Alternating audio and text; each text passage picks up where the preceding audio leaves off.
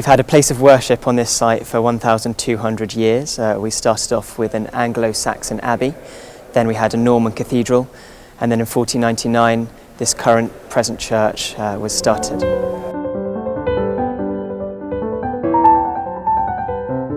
Bath Abbey, which is the last great medieval church to have been built in England. Building work on it began around 1499, but was not completed and used as a parish church until 1616, which means it took nearly 120 years from start to finish. 3 different churches have occupied the site of today's abbey since 757 AD. First an Anglo-Saxon monastery, which was pulled down by the Norman conquerors of England, then a massive Norman cathedral, which was begun about 1090, but lay in ruins by late 15th century, and finally the present Abbey Church as we know it today.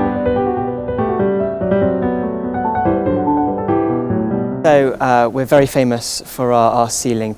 The Abbey's beautiful ceiling is considered one of the finest examples of fan vaulting in the country.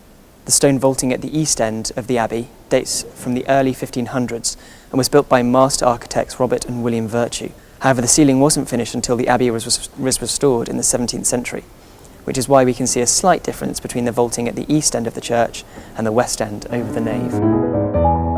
So Bath Abbey is built in a Gothic perpendicular style. So if you look at the windows, they have the point at the top, which is the Gothic style, and our columns are the perpendicular, soaring up. The first king of all England was actually crowned on this site in 973. He was King Edgar. So we have over 1,400 memorials. We have 600 on the walls and about 800 on the floors. Actually, only Westminster Abbey has more wall memorials than us out of all the churches in the country.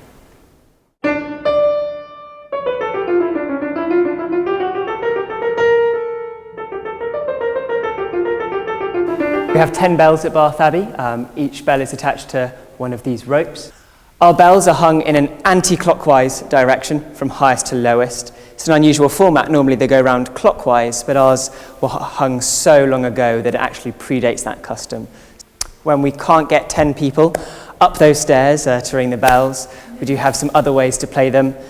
This is an Elecom chiming device, and it means that one person can play all 10 bells.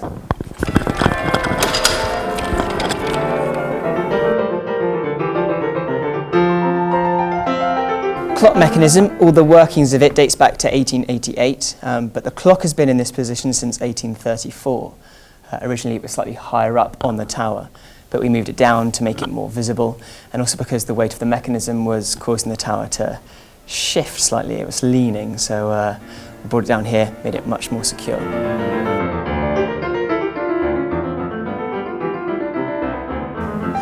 Lovely, so these are our 10 bells. Just here we have our lightest, and down here is our heaviest, the tenor bell, that weighs 1.5 tons. In 1771, we had a bit of an accident to do with our tenor bell. For some reason, we're not sure why, it fell down. The bell ringers who were ringing below got a little bit scared and came up and saw that it had fallen onto the floor. Unfortunately, the Abbey didn't have enough money to hire a team of professionals to rehang the bell, so it fell to a member of our congregation to do so. He gathered up a small team and they lifted the bell back up into place.